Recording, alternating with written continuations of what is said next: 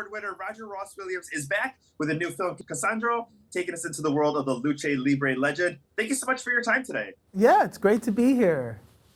Gael García Bernal, I love the story and how you were part of the Academy for 6 years. You tried to get a meeting. You pitched him every possible time that you possibly could. I mean, talk about determination. Yeah, I know. It's funny you know that story. I don't know. But yes, I stalked him for years. But I finally got a meeting with him and he said yes. Because he was your only choice for this role, correct? Oh yeah, absolutely. Day one, when I decided this is the film I want to make, I was like, Gael's the only one who can play the role. Let's talk a little bit about the real Cassandro. We saw him at Sundance. We saw, that he's, we went to go see a screening, but how involved was he in the actual production of the movie, and how much time did you have with him leading up to it? It was more of his involvement in the screenwriting process.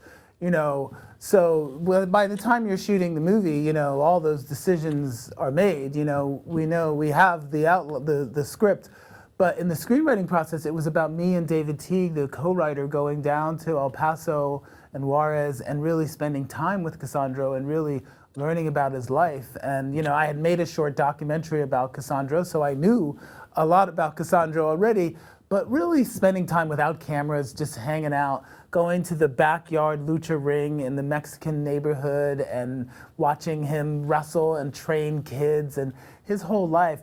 And that's where we really got the information to write the screenplay.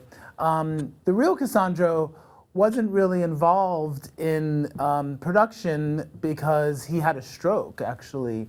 2 weeks before we started shooting, he had a stroke, which left him paralyzed in half his body and unable to speak. Talk a little bit about him actually seeing the movie, cheering, and just being able to see that on screen. And I love the fact, too, that this isn't something of like, here's someone from 50 years ago, 100 years ago, that he's still able to see it and be able to, to be proud of this film. I think, what's really interesting is that even with a stroke, Cassandro is the most vocal, over the top. He's still Cassandro. And we screened the film for him in El Paso, rented the big theater in El Paso for an audience of one. And he stood in the middle of the theater, you can imagine. He's there and he's cheering, he's screaming, he's mimicking the actions on the screen, he's crying, he's laughing. It was the best screening experience ever. Let's talk a little bit about Bad Bunny. Everyone's talking about Felipe's character. Talk a little bit about him, and obviously the kiss is something that between him and Cassandro that everybody's chatting about. Oh yeah, of course. Bad Bunny is a really great actor. This was his first time acting. It was before Bullet Train, and he is a natural actor. He's really talented, and I think he was easy to work with, just the nicest, sweetest guy. And I think that you're going to hear a lot from him as an actor. I just think that that's a new talent he's tapping into. So he's going to be in a lot of movies. And thank you for bringing that out in him. Yeah. I can say I was the first. I can always say I was Bad Bunny's first.